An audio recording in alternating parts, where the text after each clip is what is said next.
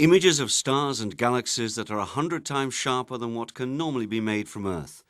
That's what scientists at ESO, Europe's Organisation for Astronomy, can look forward to, thanks to the development of a unique camera for the Very Large Telescope at the Paranal Observatory. The Very Large Telescope, or for short the VLT, is the world's most advanced ground-based astronomical telescope. For the last couple of years, the VLT has produced spectacular scientific results.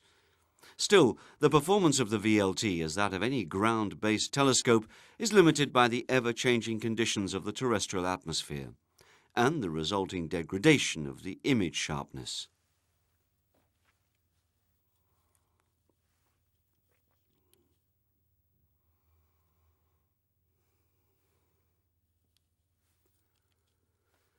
Placed in orbit outside the denser part of the atmosphere, the ESA-NASA Hubble Space Telescope, though relatively small, enjoys a considerable advantage and has provided the world with crystal-clear images of stars and galaxies.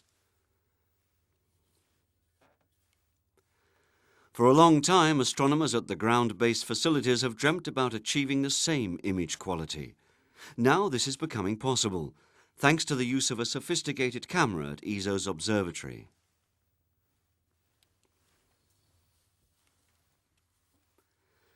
When starlight passes through the atmosphere, it's influenced by turbulence, causing constant changes to the light wave. Astronomers use the technical term wavefront deformation to describe how the starlight is influenced. The result is the well-known twinkling of the stars. While aircraft passengers experience the effect of turbulence during a bumpy flight, astronomers thus see the effect as pictures that are less sharp than the optical quality of their telescopes would otherwise allow.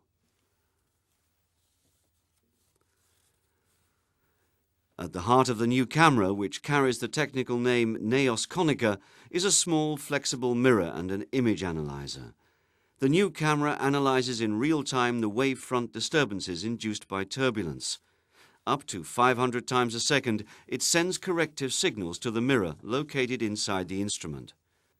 The mirror is controlled by point piezoelectric actuators that cause it to change its shape in such a way that the distortion of the light is fully corrected.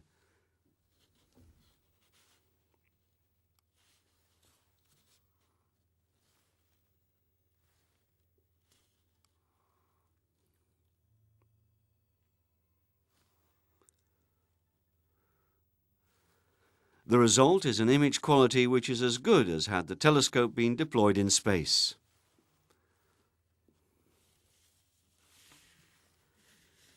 The new camera, which was developed in a collaboration between French and German scientific institutes under ESO contract, is installed at the Very Large Telescope in Chile.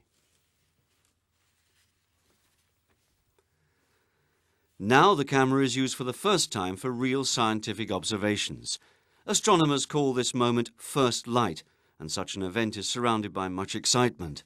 Now the results will show whether this most advanced instrument, that required 115 man-years and carries a price tag of more than 5 million euros, can live up to the expectations. The telescope is pointed toward a target, the camera shutter is opened, and here comes the first result. Even cool-headed engineers and scientists are impressed by the first image. One of the first images shows a stellar cluster about 20,000 light-years away. Here a picture of the central core obtained earlier with the Hubble Space Telescope, and here the new ESO VLT observation showing considerably fainter objects. This image shows stunning details of the inner core of the 30 Doradus complex, a nebula of ionized gas heated by a dense cluster of massive stars, 170,000 light-years away. And here a close look at the Orion star-forming region at a distance of approximately 1,500 light-years. I'm extremely satisfied, extremely content, like everyone here. It's a great night, it's a great moment. Naos Konica is a splendid instrument, and with it now, at this actual moment that we're talking, an 8mm telescope is working with the same images as if it were in space.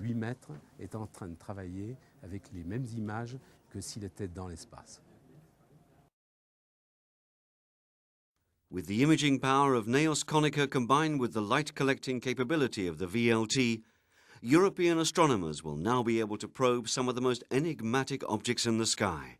Stay tuned for their findings.